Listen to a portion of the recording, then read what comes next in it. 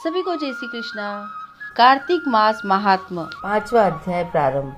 कार्तिक व्रत व पूजन विधि। राजा पृथु ने कहा, हे मुनि जी, आपने कार्तिक मास में स्नान का फल कहा, अब अन्य मासों में विधिवत स्नान करने की विधि, नियम और उद्यापन की विधि भी मुझे बतलाइए। देवर्षि नारद बोले, हे राजन, आप भगवान विष्णु के अंश से उत्पन्न हुए हैं, अतः यह बात आपको मालूम ही है कि फिर भी मैं आपको यथोचित विधान बतलाता हूँ, ध्यान से सुनिए। आश्विन मास में शुक्ल पक्ष की एकादशी से कार्तिक के व्रत करने चाहिए। सुबह ब्रह्म मुहूर्त में उठ के जल का पात्र लेकर गांव से बाहर पूर्व व उत्तर दिशा में जाएं।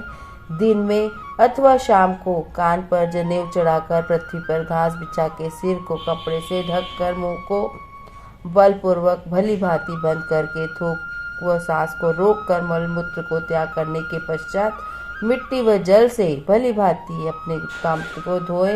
तत्पश्चात जो मनुष्य दातुन नहीं करता उसके सब मंत्र निष्फल हो जाते हैं। अतः दांत और जीभ को यत्न पूर्वक शुद्ध करना चाहिए और निम्नलिखित मंत्र पढ़कर वृक्ष से दातुन तोड़नी चाहिए। हे बृहस्पति, तुम आयु, कीर्ति, तेज, प्रजा, पशु, संपत्ति, महाज्ञान, बुद्धि, विद्या हमको प्रदान करो। यह मंत्र पढ़कर दूध वाले वृक्ष पर से 12 अंगुल की दातुन तोड़कर व्रत या श्राद्ध के दिन दातुन नहीं करना चाहिए। प्रतिपदा, अमावस्या, नवमी, छठी, रविवार को चंद्र तथा सूर्य ग्रहण में दातुन करनी चाहिए। कटीले पेड़ों, कपास, पीपल, बरगद और निर्गंध पेड़ों की दातुन करनी चाहिए।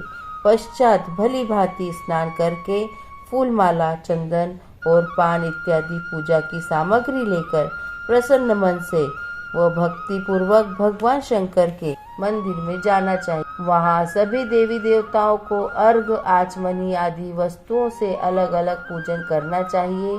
प्रार्थना एवं प्रणाम करना चाहिए। फिर भक्तों के स्वर में स्वर मिलाकर श्री हरि का कीर्तन करना चाहिए। मंदिर में जो गायक भगवान श्री हरि का कीर्तन करने आए हो, माला, चंदन, तांबुल आदि से उनका पूजन करना चाहिए, क्योंकि देव स्थानों में भगवत कीर्तन करने वाले भी साक्षात भगवान विष्णु की ही मूर्ति होते हैं। यह लोग सतयुग में भगवान विष्णु जी को अपनी तपस्या, योग और दान द्वारा प्रसन्न करते थे, मगर कलयुग में भगवत गुणगान ही भगवान श्री हरि को प्रसन्न करने का प्रधान साधन माना गया है। नारद जी ने राजा पृथु से कहा, हे राजन, मैंने एक बार भगवान से पूछा, हे प्रभु, आप अधिकतर कहाँ रहते हैं?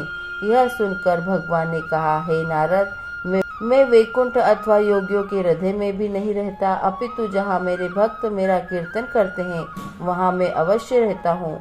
जो मनुष्य चंदन, माला आदि से मेरे भक्तों का पूजन करते हैं, उनसे मेरी ऐसी प्रीति होती है जैसे कि मेरे पूजन से भी नहीं हो सकती। शिरीष, धतूरा, गिरजा, चमेली, केसर और कंदार तथा कटहल के फूलों व अक्षतों से भगवान विष्णु की पूजा नहीं करनी चाहिए। कंद, गिरीश, जूही, मालती और केवड़ा के पुष्पों से भगवान शंकर की पूजा नहीं करनी चाहिए। लक्ष्मी के इच्छुक पुरुषों को तुलसी पत्र से सूर्य नारायण की पूजा नहीं करनी चाहिए। जिन देवताओं की पूजा में जो फूल निर्दिष्ट है, उन्हीं से उनका पूजन करें।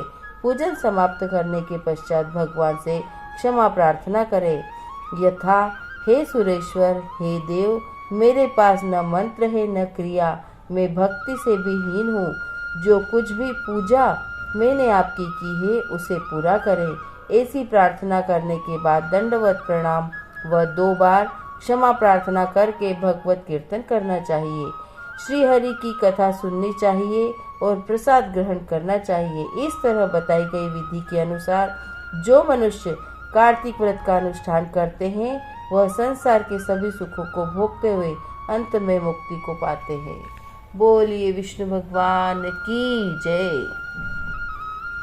कार्तिक माह का महात्मा सुनकर आपको कैसा लगा, हमें कमेंट कर अवश्य बताएं।